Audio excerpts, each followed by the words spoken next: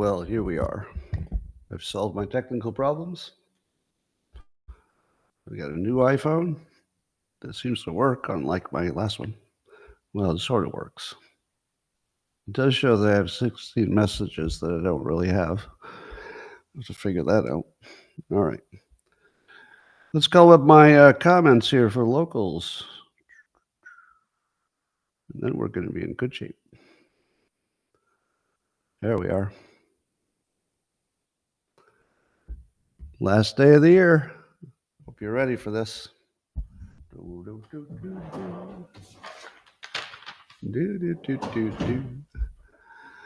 boom, boom, boom, boom. Good morning, everybody, and welcome to the highlight of human civilization. It's called Coffee with Scott Adams. It's the end of the year show, the best thing that ever happened to you. But if you'd like to take this experience up to levels that nobody can even understand with their tiny, shiny human brains, all you need for that is a cup or mug or a glass, a tankard, chalice, a stein, a canteen, jug or flask, a vessel of any kind. Fill it with your favorite liquid. I like coffee. Join me now for the unparalleled pleasure, the dopamine hit of the day, the thing that makes everything better. It's called the simultaneous sip, and it happens now. Oh my God, that was good. Well, we made it. We made it to the end of the year. Congratulations, everybody. You did it again. Now, we didn't all make it. I know some of you had some deep losses this year. But at least the rest of us made it for now. Well, let me tell you the news. So China is building what's being called the Solar Great Wall. So it's a gigantic wall of solar, and they're going to be done by 2030, and it's going to power the entire city of Beijing, they think. That's kind of awesome. How long would it have to be? Well, 250 miles long. It's going to be 3 miles wide and stretch for 250 miles across the desert. And I said to myself, I know where we could put a giant solar wall. I've got an idea. Yeah, on our border. Remember when it was the beginning of the first Trump administration, and maybe even before he was elected, and we were coming up with all these ideas for how to build a cool wall on the southern border. And we had all these ideas like, what if you put solar panels, all across it, and you make it an energy plus? Well, China's doing it, but it looks like it's not a regular wall because it's 3 miles wide. So it's a solar wall. Anyway, meanwhile, Good News Networks and Andy Corbley's writing that there has been invented a way to pull water and a fog. So apparently there are places that have fog, but not enough water. It doesn't rain enough, but they get some fog. And now they have these little metal needle things that are like mimicking pine needles that don't require any electricity. You just set it up in the fog, and it captures the fog water and drains it down into a pail or something. That's kind of cool. An actual no energy needed water capturing machine. That's a first. No energy needed. According to SciPost, Eric Nolan is writing that men in relationships have better sexual functioning regardless of sexual orientation. So the study says that men who are in relationships have better sexual functioning. What do you think I'm going to say about that? Do you know me well enough to know exactly what I'm going to say? Yes, you do. Yes, you do. It's backward science. Let me ask you, who is more likely to be in a relationship in the first place? Probably people who are pretty good at sex, because their partner says, well, I could certainly live with more of that. What about people who have bad sexual function? Does their partner say, I'd like to do that for the rest of my life? No, it's backwards. It is not that the relationship is improving your sexual performance. Your sexual performance has improved your relationship. Backwards science. Should have asked me. I could have straightened that out. Well, over at X, X had a win that might have been not a win, but you decide. Was this a win or not a win? So Governor Newsom in California bragged on X that he had dramatically slowed and reduced the growth of homelessness. But a community note quickly jumped in and said, completely misleading, because homelessness has been growing year after year since 2019. All right. So let me say it again, but listen to the exact words. So Newsom said that he has dramatically slowed and reduced the growth of homelessness. He's reduced the growth of homelessness. The community note says it's misleading because homelessness is increasing, but not by very much compared to how much it had been increasing in every prior year. I feel like Newsom is right on this, although he may have written it so that dumb people would think it was more than it was. But what he said is exactly and precisely correct. He dramatically, according to the statistics that were shown, he dramatically slowed. It is dramatic. It's a lot. He slowed and reduced the growth, which is the increase, the rate, basically, of homelessness. It's actually an accomplishment. I'm not sure that. I think Community Notes did a little overstep there, because if you were to read his statement, and then you would read Community Notes correcting his statement, it would seem to be that he was claiming credit for something that wasn't worthy of credit, or that he lied. He didn't lie, and it's totally worth mentioning because it looks like it's heading in the right direction. So I'm going to say that Newsom should have won that battle, but because it's on X, I think Community Notes slapped him down. I disagree with this one. I think this was Community Notes should have said, it's a little misleading, but keep in mind the total numbers going up a little bit. That would have been fair. Did you know that the U.S. attorney who was named in the Hunter Biden's IRS whistleblowing testimony, let's see. No, what? I think this is like two stories that got mixed up. But Matthew Graves, a U.S. attorney for the District of Columbia, whose name surfaced in testimony by IRS whistleblowers about political interference in the case, will resign and then get out of here. So it looks like there's going to be a lot of people associated with the Biden Department of Justice that are going to resign, or in some cases leave the country. And what do you think about that? What do you think? Do you think that they're overreacting, or do you think that they have a reason to, maybe get out of there and stay out of trouble? I was confusing this story with one of the other DOJ attorneys that was going after Trump leaving the country. The one that left the country, I don't know that was exactly, the right move to protect himself, but it signals some kind of guilt. Like, I feel that they think that they were guilty, so they know they better get out of town. So I can't tell if it's just that they're afraid of mean old Trump, or if they know they're guilty. It feels like they know they're guilty, but that's just my bias. Well, if you didn't think that being on X was a trip, I just have to tell you about this one little exchange that happened today that couldn't happen anywhere else.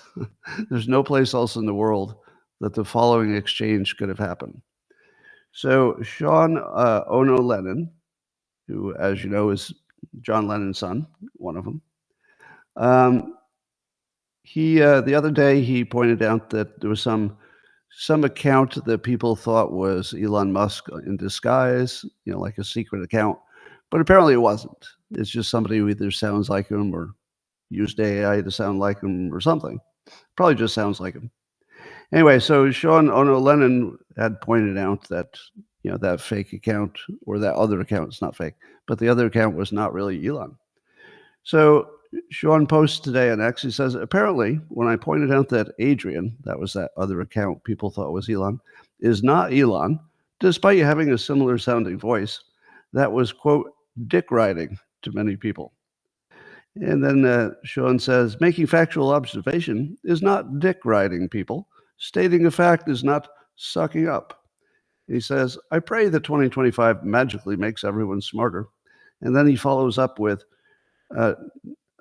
dick riding, for the record, would be something like, quote, wow, Elon, you not only are incredibly handsome, but you have a 13-inch penis, and that's just really amazing.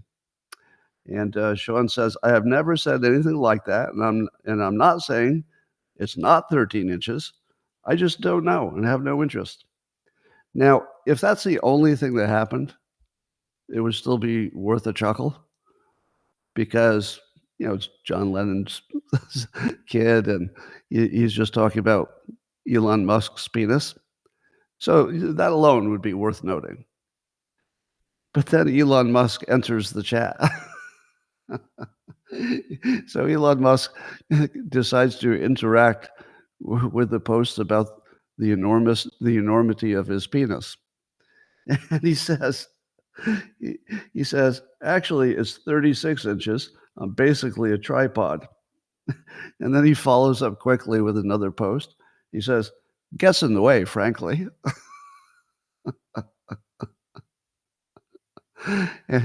And just like that, the richest man in the world made us all think about the length of his penis intentionally because it's funny.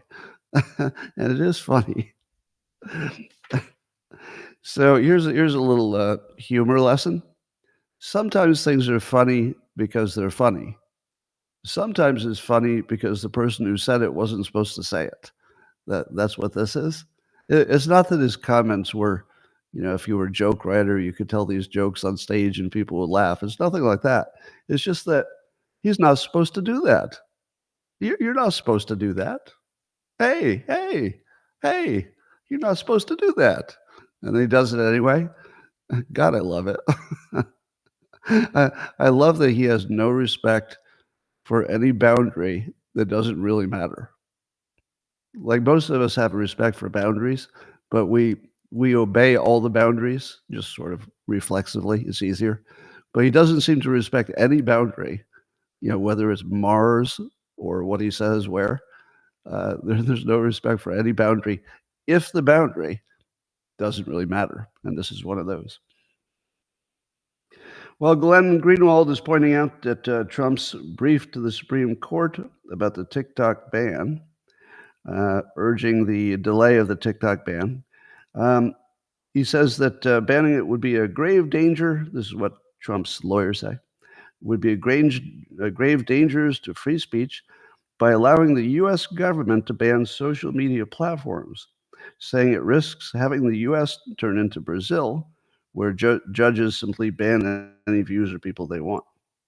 Well, let me say this about that. While I agree with the argument that it would be a limit on free speech, only in the sense that there would be one fewer platform, but I can see the argument. But I would add to that argument the following. China doesn't have free speech in America. The citizens who use the platform, American citizens anyway, certainly do, and we would extend that to, if it were an American platform, we would extend the free speech to anybody who is using it if it's an American platform, typically. However, that applies to individuals. Individuals in the United States have free speech. So that part of the argument is pretty strong. Here's the part that I think gets a little sketchy. If I say something on social media and the algorithm that is controlled ultimately by China, not directly, but they can control it. If I say something and then the algorithm decides that you won't see it, was my free speech impinged by China? Maybe. Suppose I say something that normally would not be seen by a lot of people, but it's really pro-China. I say, "China will be the winner in the long run. Their country is great." And then suddenly it goes viral because somebody in China decided to make it viral. Was that my free speech? Or is there a macro effect where the algorithm summing up all the speech of people and deciding which speech you see and what you don't? I would argue that the algorithm is a form of speech, but it's a form controlled by China ultimately. So, does China have the right to use algorithmic manipulations on free speech if the thing they're manipulating is actual free speech, which would be individuals saying what they want to say, but then the platform sums it together and then changes it into an algorithmic messaging where you can hear more of something that they want you to hear and less of something else.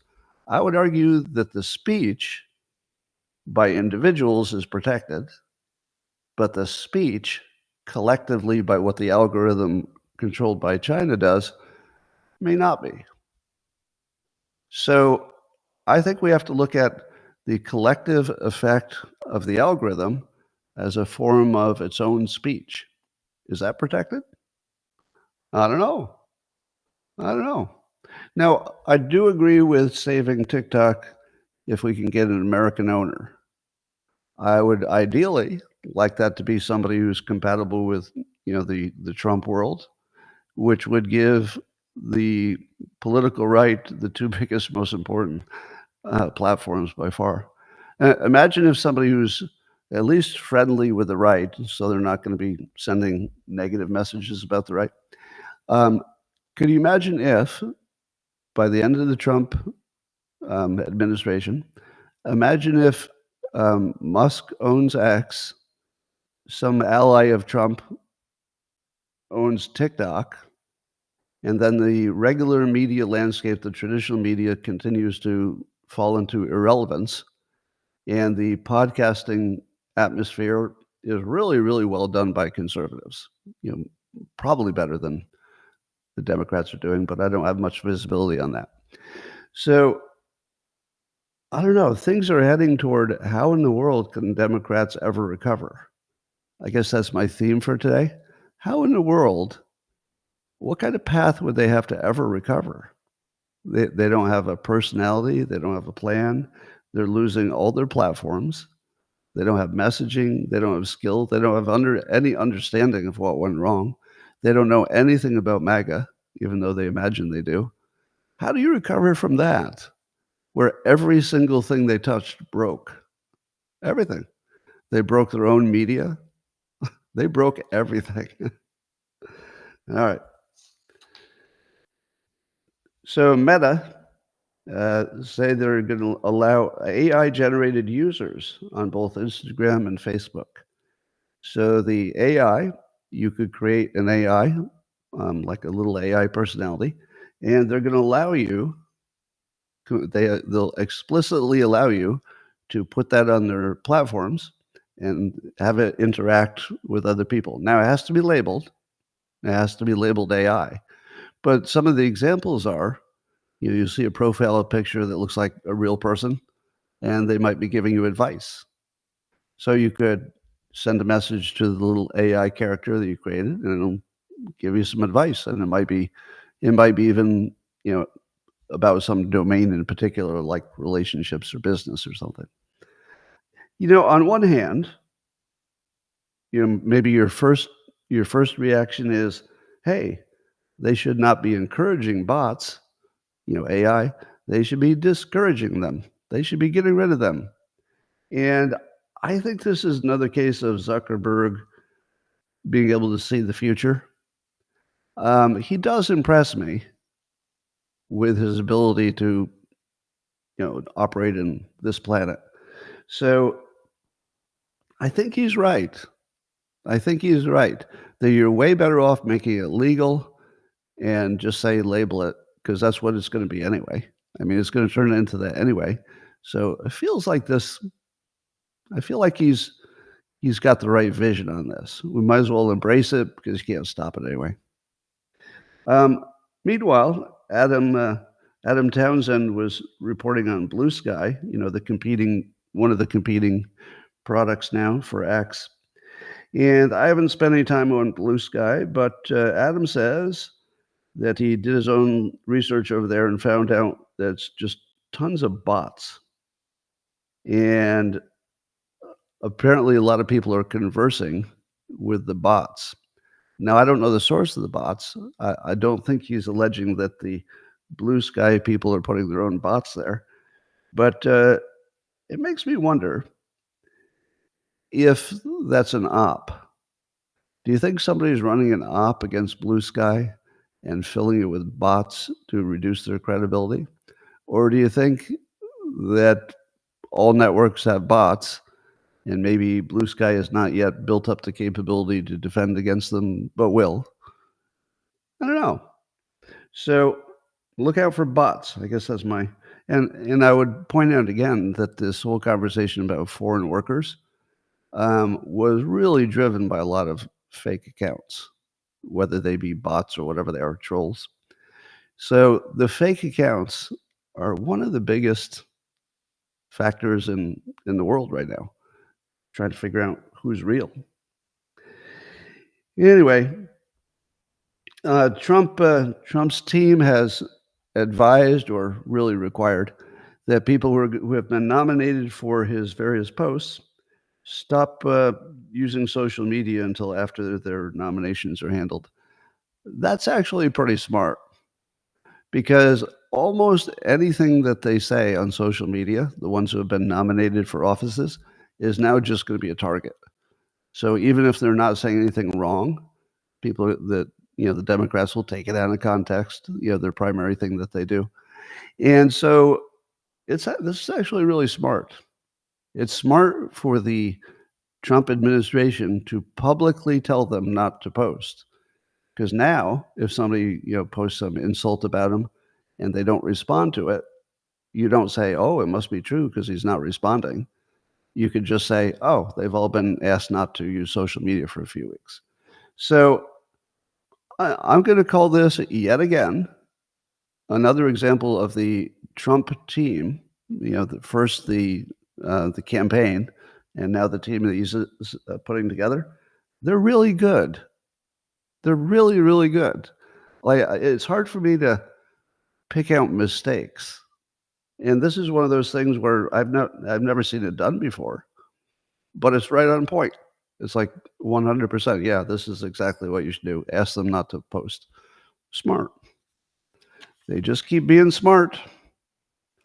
And again, I always feel like I have to say this. The boss still gets the credit. That's the way it works, right? Trump is the one who picked his team. Trump is the one who says yes or no to everything. So no matter how good his advisors are, and they are very good, the boss still gets the credit. All right. MSNBC is wondering why there isn't more pushback on Trump, why the media isn't attacking him as much as they hoped or expect. And they pointed out one of their shows that there don't seem to be many protests, and the foreign leaders are not bristling. They're sort of embracing him, and they're trying to figure out, like, why is it different? So MSNBC is, the dumbest show on TV, which I treat as a comedy network, like literally. When I say I treat MSNBC as a comedy network, that's not hyperbole. It's literally the only reason I watch it, and I watch it a lot. I watch it because I can't even believe what I'm seeing. The propaganda is so thick that they've sort of left the pretense of being news.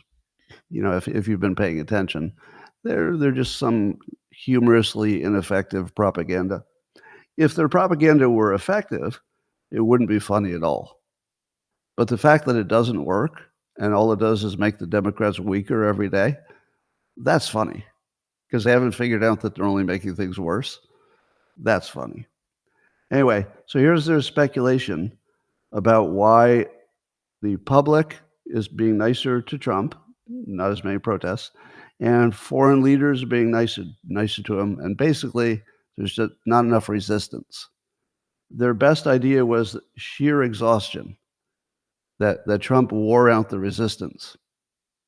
To which I say, did MSNBC not notice that he won the majority vote?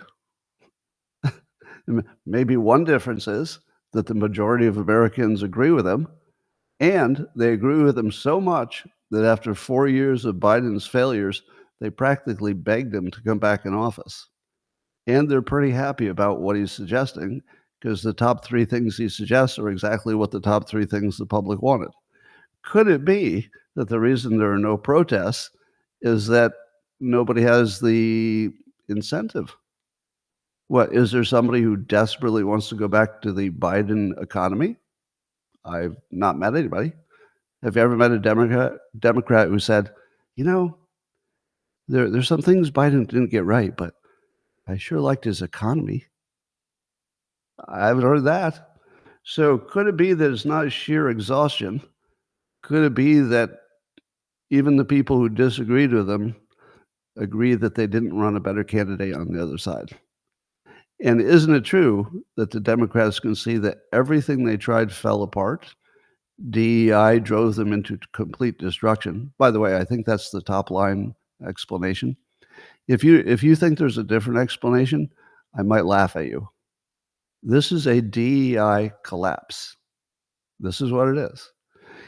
If the Democrats had been listening to James Carville and some of their non-DEI people who knew what they were talking about, they might have won the election.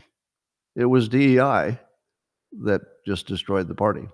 And again, if you're new to my content, when I say DEI destroyed everything, well, I say it destroys everything it touches. It has nothing to do with anybody's genes, nothing to do with anybody's culture, nothing to do with anybody's IQ. It just has to do with putting a constraint on the people that you can hire and putting an artificial constraint where it leans away from merit and toward identity. That guarantees you'll destroy everything you touch.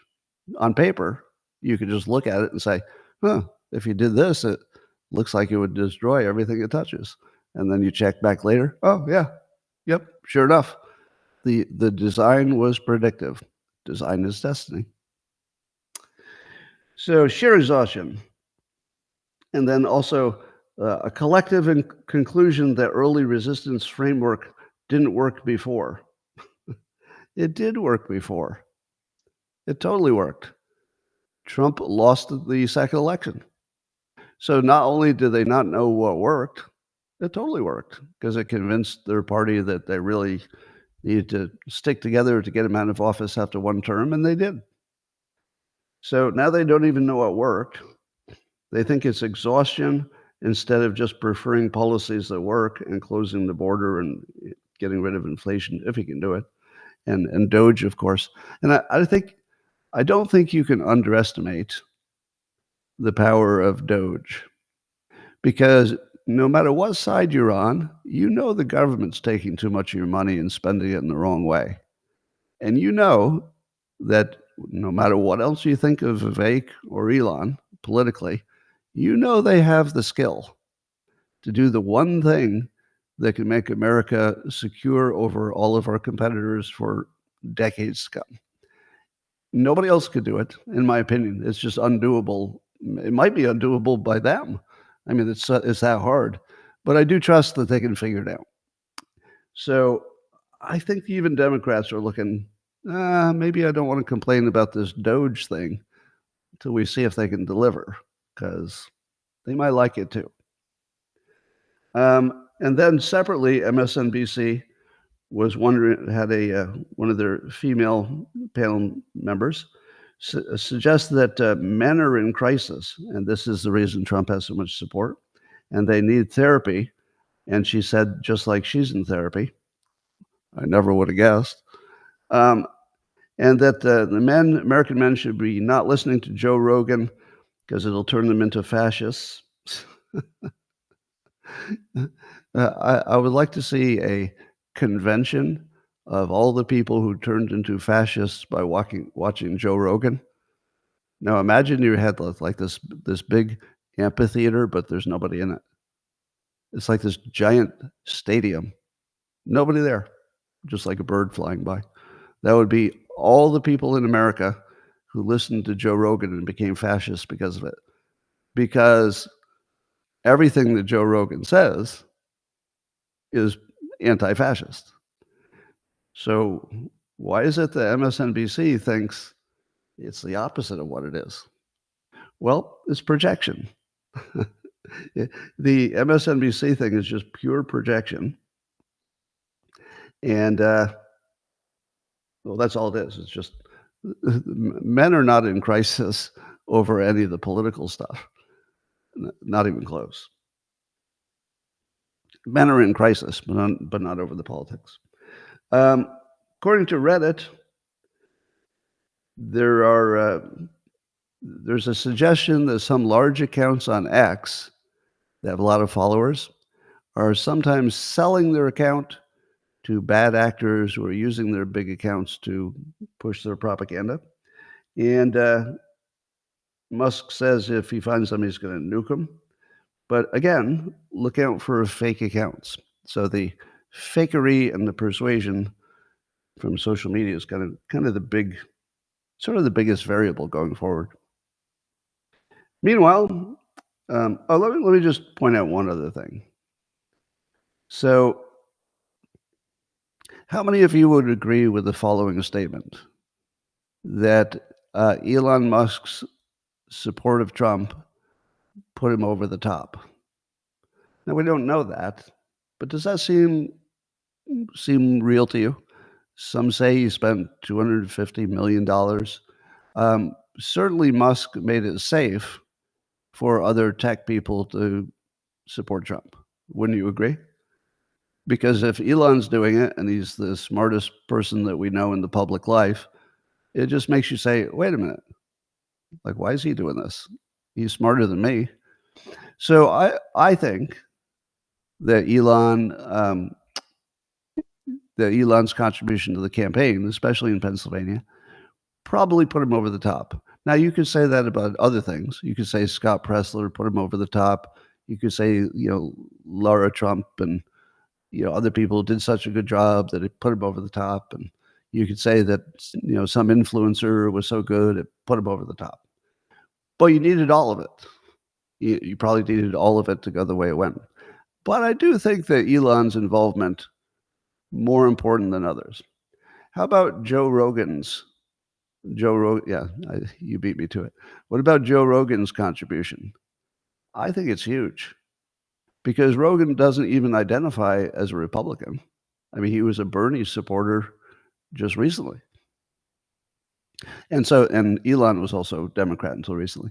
So when you see people who are, lifelong Democrats say, we've left the plane of common sense, let's just be reasonable and be smart about this.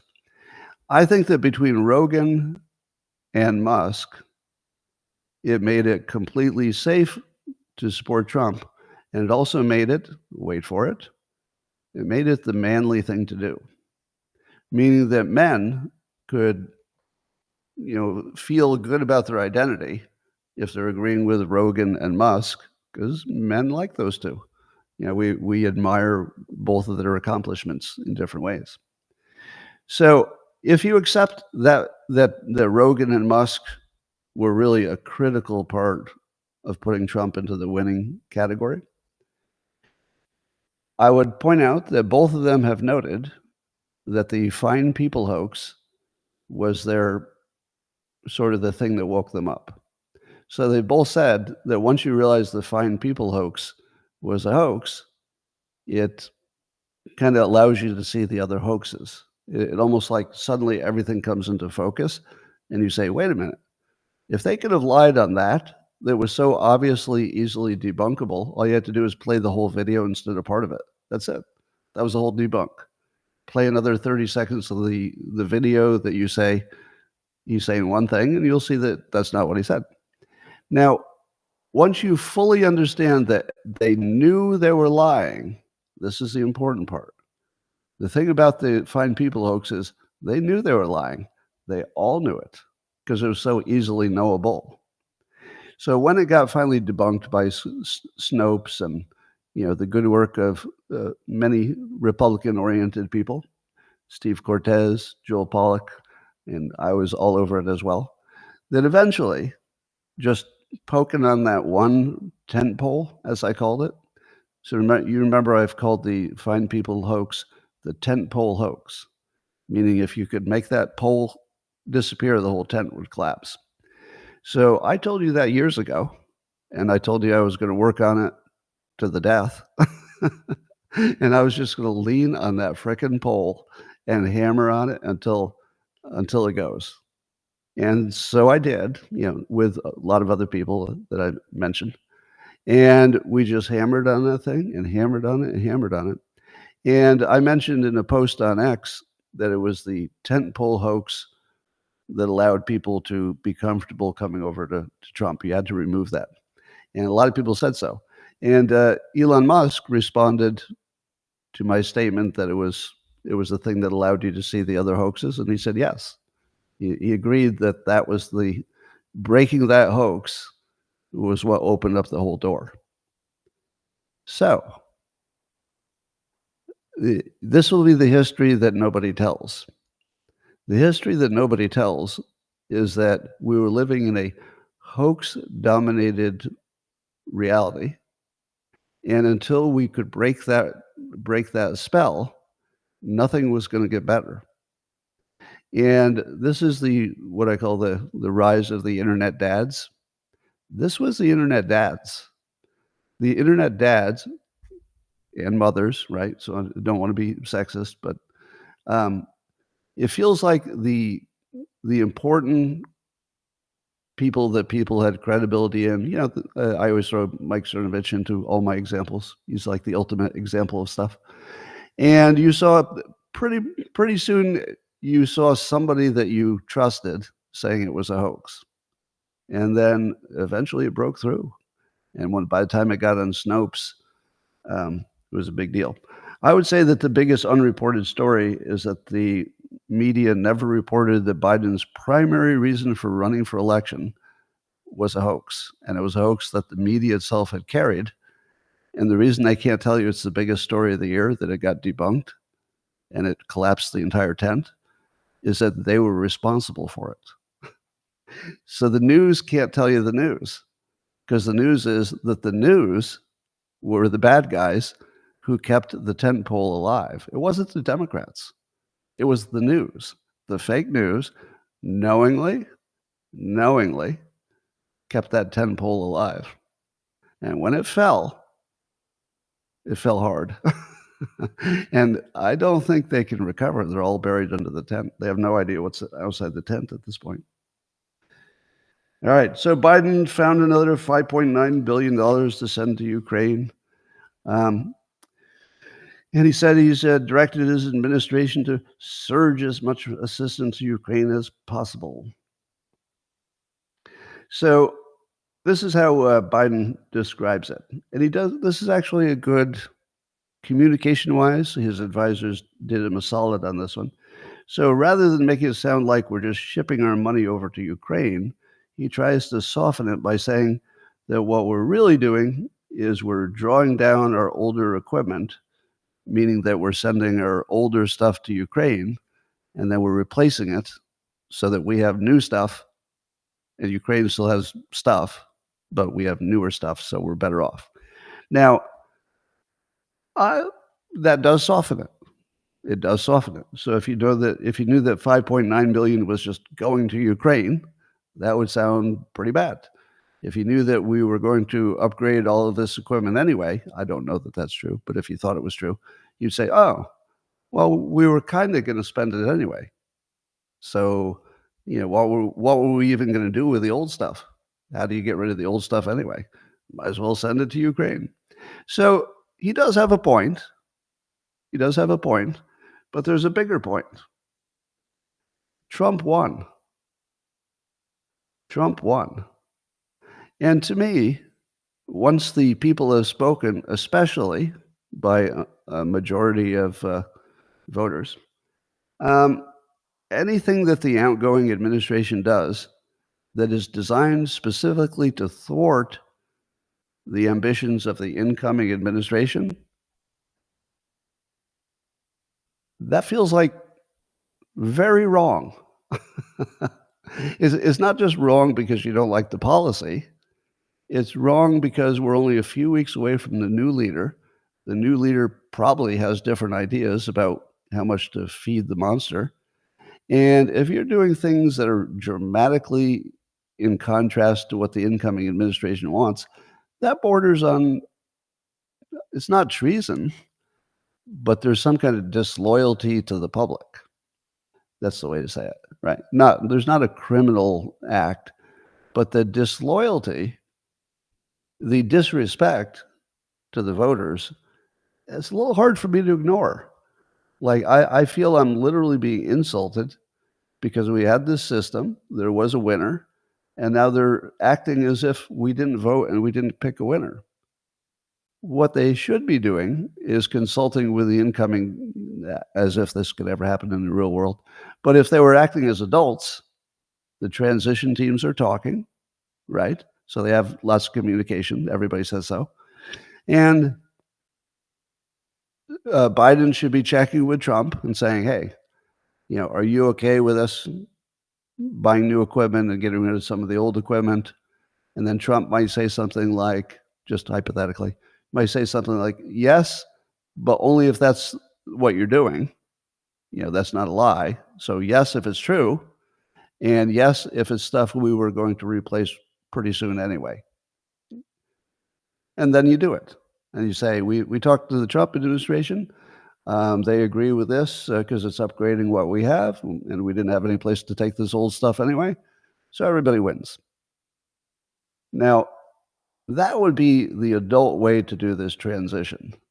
When you get within a few days of the turnover, you can't just be doing stuff the new administration hates. That's wrong on it's wrong on a level that is insulting. It's not a legal problem, but it's just so disrespectful. Anyway, Joe Biden continues to have terrible luck, in addition to terrible skill, that Jimmy Carter died before Trump took office, which required Biden to do his public thing, which required us to compare him to Carter, which required us to imagine that, wow, Carter was bad, but this guy's even worse. But even more, and some of the things that we feel like makes Carter and Biden the same is, some would say that neither of them were sufficiently pro-Israel. Some would say the opposite. But what it did is it turned Carter and Biden into one entity. Like, in my mind, I actually am having a little confusion that I have to sort out all the time about which one was which, because they're both going to be one-term Democrat, not friendly to Israel enough, say some people, both replaced by a populist, one by Reagan, one by Trump, which in addition, makes you think that Trump is more Reagan-like, because just by pattern recognition, he's replacing a one-term Democrat. So that helps Trump, because now he's being compared to Reagan, which is good for him. And Carter's being associated with Biden. And if Carter had just stayed around for one more month, he would have passed during the Trump administration and would look completely different. But now I think we've created one entity in our minds. I call it Carter Biden loser. It's just one word, no space. Carter Biden loser. And we think of them as the same person. So have you heard about the approval rating of the Carter Biden loser? It was in the 30s. Did you hear about the Carter Biden loser? He only served one term and got destroyed by a populist. Did you hear about the Carter Biden loser? He didn't help Israel enough, according to Israel supporters. So The way I wrote it in a post, I said the demoralized Democrats are trying to figure out how to recover their national brand, and the Carter turd just landed on their foreheads. Imagine trying to dig yourself out from the biggest political collapse in certainly in my lifetime, and everything's gone wrong. And then on top of it, at the end of the year, during the slow news season, they drop the Carter turd right on their foreheads, and they're like, "Oh, no. Now what do I do? It couldn't get any worse." It couldn't get any worse. This is the worst luck because in our minds, these two characters just became Carter Biden loser. They just looked like the same person. All right. It would be fair to say they had a tough year. Have you noticed if you're on social media, you've seen some lists of Democrat hoaxes? You know, I've talked about this lots of times, but I created a list some years ago, and then people have added to it. Now they're like a list of 50 hoaxes that are genuinely hoaxes, things that the media probably knew were fake, but reported it that way anyway. And today, Molly Hemingway has another story with her top 10 hoaxes of the year. Now, do you think that the Democrats, I don't see all the Democrat content, do you think that they have lots of content about all the hoaxes that the Republicans played on the public? I don't think so, because I'm not aware of any hoaxes that the Republicans played on the Democrats. Are you? There's certainly things they didn't like. There are things that Republicans got wrong. There are things where they factually were wrong, or maybe they believe some fake news or something. So that, of course, that's universal. But is there any example where we know that the Republicans knew they were lying and were playing it like a hoax, like just see if they fool people into believing it? I can't think of any example. Can you? It is totally only one direction, but you can see how stark this is because on the right-leaning social media, people are putting together their top 10 hoaxes just of the year, just of this year. Top 10 means there were more than 10, and they were big enough that they're worth mentioning at the end of the year. More than 10. It was hard to narrow it down. In fact, Glenn Greenwald said that. It was hard. How do you narrow it down to 10?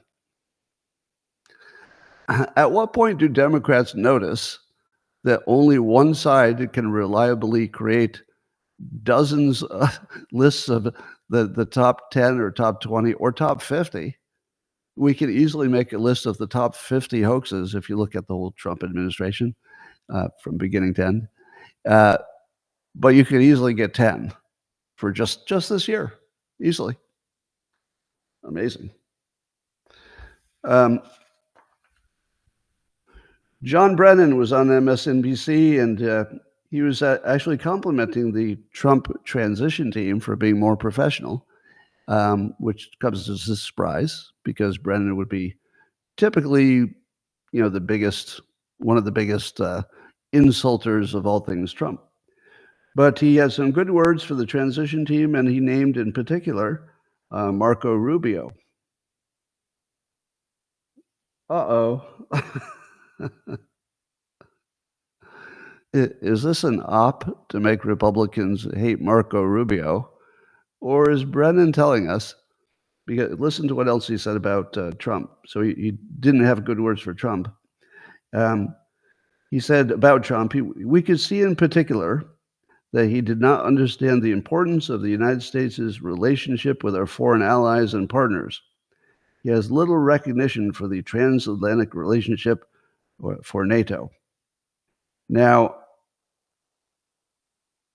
that's true, but aren't we thinking past the sale? So it is true that Trump didn't have the same, worshiping feeling of our transatlantic relationships. But where's the part where he was wrong? We know it was different. We all agree on that. But was he wrong?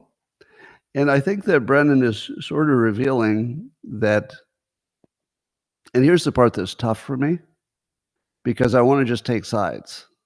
You know, that's natural instinct. You want to know who's right, who's wrong, and then you want to take the side of the who's right as best you can. But this is a tough one for me. And the reason is that the United States is what it is, which is the most powerful nation controlling, directly or indirectly controlling, what, over 100 countries probably by now. That does keep us safer, probably. It does let us grow. It probably has a number of economic advantages. But we can't say that out loud. So here's what Brennan can't say out loud, but it's true. It's better if we act like oppressive, colonizing bastards, because our survival rate will go way up. If we act weak, then people will gang up on us because they see us as weak. And if we're shrinking, let's say reducing our impact on the rest of the world, that's a bad trend, and eventually we'll become weak and they'll gang up on us and kill us, because that's the history of the world. The history of the world is, if you're weak, somebody's going to take you out every time.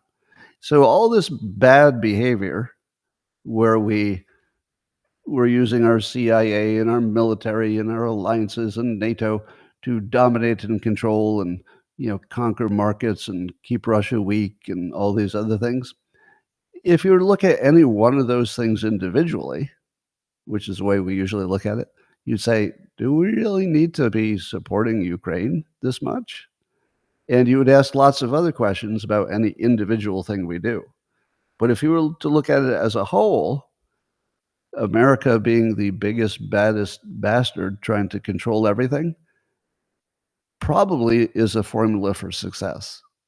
And I hate saying it because it's not ethical, it's not moral, it just might be real. The real world, the toughest bastard wins, which is one of the reasons I like Trump, because I know that our competitors look at him and say, oh, damn, he's the toughest bastard. We better, you know, at least wait until he's gone before we make a move on anything. I love the Rumble comment. Scott has no clue. He lost in commie delusion. He has no clue. Did I not just say everything that you agree with? That if we're weak, that our adversaries will take advantage of it. You don't disagree with that, trolly troll. All right. But the fact that John Brennan likes Rubio, and I don't know a ton about Rubio, but before he was nominated for anything, I would hear rumblings that he was a little bit too much about funding our foreign adventures. And if John Brennan says he's okay with Rubio, that certainly suggests that Rubio has a foreign policy understanding that's not too far from John Brennan's, right? So again, I'm uncomfortable with it. At the same time, I think, I don't know, it might be best. It might be best that we're just the biggest bastards and we fund things all over the world and we put our foot in everybody's business and we overthrow their governments. Because if we didn't, there'd be a whole bunch of countries aligned against us. So I don't know. It's a tough one. But I think we understand it now more, that there is a whole school of thought that says controlling the world is kind of necessary because the alternative is worse. I get it. I don't know if I like it. It will never pass as moral or ethical in, you know, according to the standard way we look at things. But you could say selfishness is also ethical in some cases. I saw a comment by a user on X named Grums, Grummz, talking about DEI, and said, Grum said that when DEI ends, and I hope that it does, I assume it will, everyone will forget. People still claim it never really happened. He's talking about how the pandemic, people act like it never really happened. Oh, I'm sorry. So he's saying that, like some of the stuff from the pandemic, when the pandemic was over, people had a lot of false memories about what they did or did not do, and that's normal. And when DEI is done, there are gonna be a lot of people who have false memories about how much they contributed to it. Because certainly history will have a very bad opinion of DEI. I feel completely confident that history will judge it harshly. Um, so yeah. So basically, we're gonna forget that the Democrats were prison wardens, and they will forget as well. But you know that Costco, their board of directors decided that they're gonna double down on DEI. So they're not abandoning it. They're going to stay with it. A lot of people asked Robbie Starbuck, because he's an activist who has gotten a number of companies to back off of DEI. So they've asked him why he hasn't gone after Costco. And his answer fascinated me, because he says that he must be working with some other people. They have a plan for what order to approach individual companies so that you can make sure that you don't fail. You know, I'm guessing, so this part is my speculation, that the reason he wants to do it in a certain order is so that he doesn't lose any, because he has a 100% record that if he comes in, the company says, all right, we don't want this fight. Yeah, we'll back off. So that really suggests a level of sophisticated planning that makes me very happy. And if Robbie Starbuck has looked at the Costco thing and thought to himself, and again, I would just be speculating, if he thought, I don't think I can win this one because it's so freshly confirmed, but I can win the one I'm working on. And if I win a couple of those, Costco is going to have something to worry about. So we'll get that one later. That does make sense, seems wise, and certainly gave me confidence in his approach that there's a larger picture. It's not just opportunistic. So he's not just reading the news and saying, oh, these guys are in the news, I'll go after them. He's looking for more of a lever, and that's smart. Again, there's a compilation clip out by the Clip Keeper, CLYP, Clip Keeper, and it's a clip of all the people in the media predicting that Trump wouldn't show up for the Biden debate because Trump would be so afraid of losing to Biden that he wouldn't even show up for the debate. And I'd forgotten how many people that you thought were credible news people predicted that he wouldn't show up. What? Now, here's what I wonder. Again, can Democrats pull together a compilation clip of nothing but Republicans saying something that's just batshit crazy? Because maybe I don't see them. Maybe they do have those confirmation clips. But if they don't, then it fits into that. Why can the Republicans always make a top 10 hoax list and Democrats can't? Why is it that Republicans can easily put together a compilation clip of people saying the craziest stuff, and I'm not sure the Democrats can? So, I mean, these little messages and patterns are just going to keep getting stronger. I just don't know how Democrats ever recover. So NDTV is reporting on AI and what they call the rise of intention economy. And that would be using AI tools to manipulate you into making decisions. So the way AI words things, the things that he chooses to say or not to say, would be persuasion. So the worry here is that AI will have persuasion, and it will anticipate what people will want, and it will steer them toward different decisions. Now, why would you worry about this? Because people have free will. They're not going to be manipulated by machines. Because if this were possible, then there'd be no free will, right? No, I'm just joking because I know you wanted to get into that conversation, but that's not what we're talking about. I don't know. I don't know what the potential is for the current versions of AI, because the current versions are pattern recognizers, and I don't know if they would know where to find the right patterns to be good persuaders. And I also don't know if they can read the room. So at the moment, AI doesn't do a good job of knowing what people are feeling and thinking at this exact moment, sort of the zeitgeist, it's called. You know, the thing that we're all feeling, even if nobody said it. Usually we do say it, but it's some kind of common feeling that we all get at the same time. I don't know that AI can do that yet. Maybe it can someday. But if it doesn't know how people are feeling at the moment, and it also can't test what it's doing against itself. So this is the big skill of persuasion. So before I say something that I hope to persuade somebody, I roll it around in my head, and then I feel whether it would persuade me. So persuasion is what you feel. It's not your rational common sense stuff. It's what you feel. So I can pre-test everything I say by running it through my mind and saying, how would that make me feel? Well, probably would make other people feel the same because we're not that different. So AI will always be limited by not knowing how people feel, and especially not knowing how they feel right at this moment, because that's when it matters. So for a short time, people like me will be able to outpersuade AI. People like Trump will be able to outpersuade AI. But we're going to lose our advantage soon enough.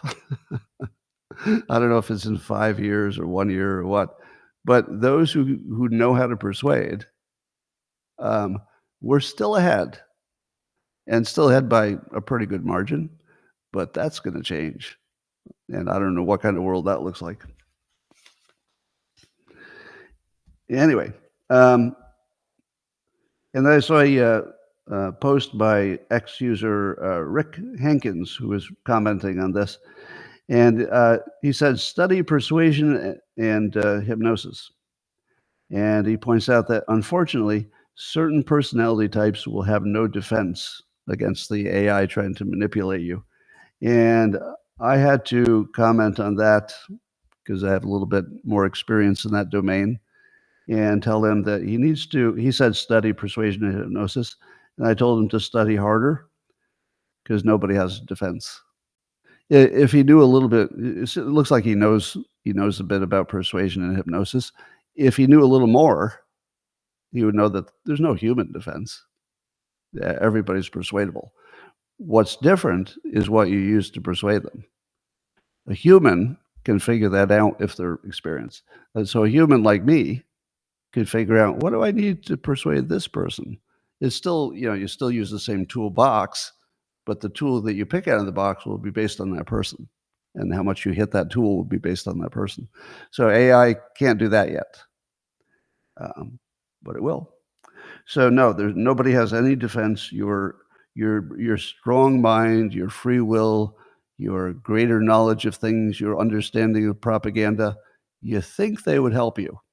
They won't. It's one of the most important lessons of hypnosis. Everybody can be hypnotized. You've probably heard of, or you might be the person who says, try hypnotizing me. I can't be hypnotized. I hear this so much. People say, I can't be hypnotized. And I can hypnotize them with 3 words, and they wouldn't know it. So you don't know if you're hypnotizable. You are. You just might be resistant to sitting in a chair and having somebody tell you how you feel. Now, that might be true. But as soon as you get out of that chair, you're going to go over to X, and you're going to look at some messages. And if you're following me, you're going to see something that persuades you, just like hypnosis, except you're not going to know it was hypnosis. You're just going to feel, oh, that looks real. I'm persuaded.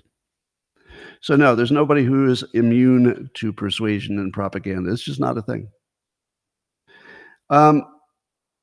Luke Rosiak at the Daily Wire seems to have a great story about the Soros network, and I did not know this. I knew it was bad, that Soros was funding these liberal DAs. But I kind of assumed that they were just picking people who were liberal and maybe giving them a little priming and stuff of what they'd like. But then they just made sure they got elected and then figured out, oh, these liberals will know what to do. We don't have to tell them. But it turns out that what comes with this helping you fund your campaign, if you're one of the people he's funding, is they present this massive, it looks like kind of massive, network of help, so that you've got expert advice. Soros tells you what he wants you to do and how to do it, tells you how to interpret the law. Yes, Soros, the organization, is telling the people that they funded to be DAs how to interpret the law. And it's in writing. I'm not imagining it. So apparently the Media Research Center obtained nearly 8,000 pages of internal documents through public records to show the Soros-funded group called Fair and Just Prosecutions, quote, directed Soros prosecutors to manipulate the rule of law concerning illegal immigration, drugs, abortion, and election integrity, capital punishment, and laws against childhood sex changes. So if you're a Soros prosecutor, according to this Daily Wire report by Luke Rosiak, you get all this free access to expert political consulting.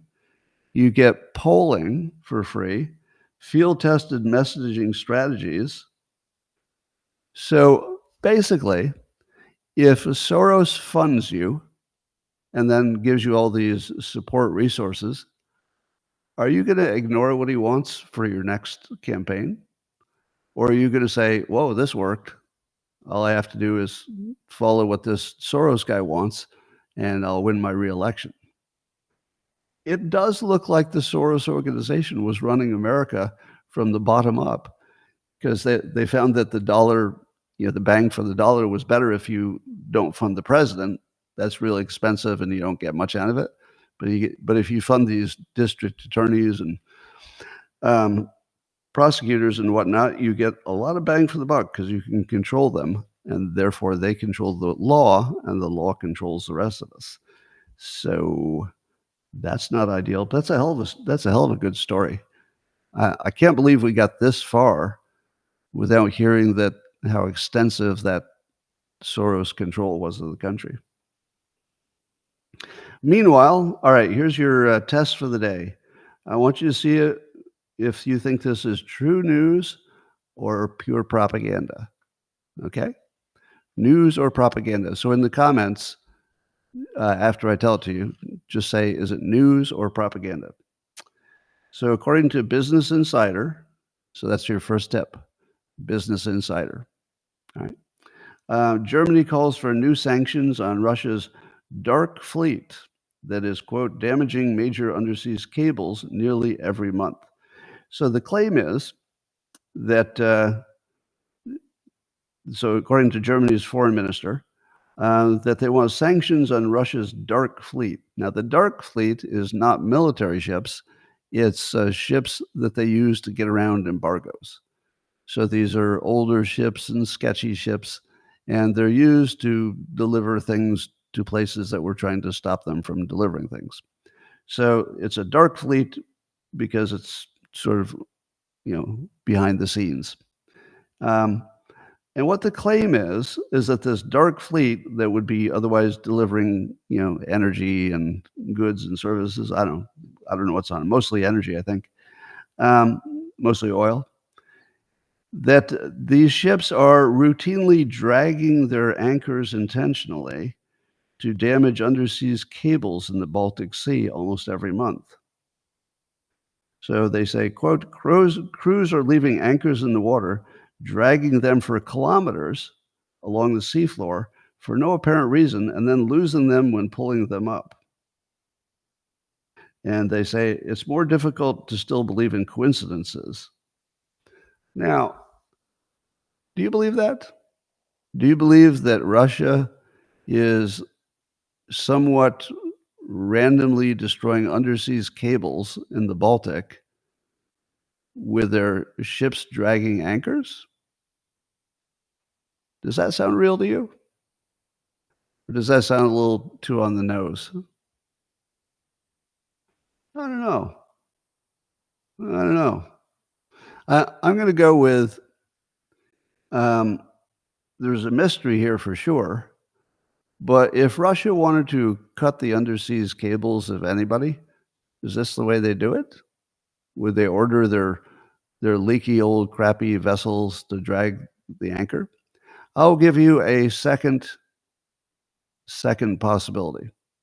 Since the so-called dark fleet would not be the upstanding professional sailors of the world. If you're an upstanding professional lifetime sailor, you probably want to be on a boat that's not going to be captured by NATO, and you probably don't want to be involved in illegal trade. So could it be that the crew capability of these ships, since they're the old broken down ships that good people don't want to work on, and they're operating illegally, so it's risky not only because the ship itself is unstable, but because it's illegal. Do you think that gets them the best and the brightest of a crew? Or does it seem more likely that it's somewhat common for them to forget to pull up the anchor because they're just crewed by idiots? Because the only people they can get to do the work are idiots, because the other ones just don't want to do that work. I don't know. To me, this is it's sort of a coin flip, because on one hand, you could sort of kind of see maybe how they'd want to take out some undersea cables, but it doesn't seem terribly important to their war effort. It's sort of indirect. And is this the way they do it? By having these old ships drag anchors? So I wonder, is this just another way to call attention to we need to do something about these dark fleets? Is this an op to give us one more reason to work against Russia? I don't know. I'm going to put a pin in this one and say it could be true. It's within the realm of possibility, but it doesn't feel right. It feels like it's just another reason to make us support funding war against Russia. Doesn't feel right.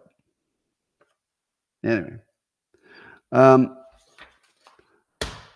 that, ladies and gentlemen, brings us to the conclusion of the prepared remarks. I'm going to talk to the locals people privately in a moment, but I wanted to say my own personal, gigantic thank you for all of you who make this morning time special.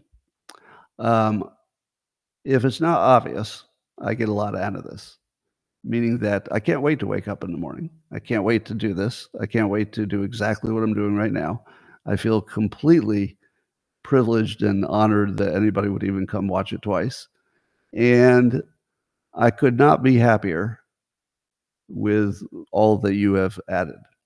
Now, you heard me saying earlier that I think the debunking of the Fine People hoax led to the right people entering the contest, which helped Trump, which got him elected, which might save the world. Do you think I could have done any of that if you all ignored me? No. It is the collective power of the people who are willing to listen to the things I say that fuels me. So you are literally the energy that makes me want to send that post, debunk the Fine People hoax one more time, get involved, make things better. So all of that energy comes directly from you, both on X and on here. And you should take a victory lap, because in my opinion, your support of me was very, very important to taking out the tentpole hoax, which got all the right people into the fight, which allowed Trump to win, which allowed Doge to be a thing, which could fix most of our problems. So the enormity of the success that all of you should be enjoying right now is almost incalculable. I mean, it's the fate of the country. I mean, that's not an exaggeration. It's the fate of the country. Probably was largely supported by the energy that's happening right now, right in front of you. That's pretty awesome. Pretty awesome. All right. I will talk to you tomorrow, of course, because I don't take days off because I'm doing what I love. It'd be crazy. So I'll see you tomorrow. Everybody else who does this regularly will be on some kind of a vacation or day off. I don't know, the lazy ones. But I'll be here. I'll be here for you, partly because you're here for me. No, not even partly, entirely because you're here. I wouldn't do it if you weren't here. So, yes, you're the reason I'll be here tomorrow, and I thank you for that. So, locals, I'm coming at you. Those of you on Rumble and YouTube and X, thank you so much for a fun year. All right, locals, we'll see you in 30 seconds.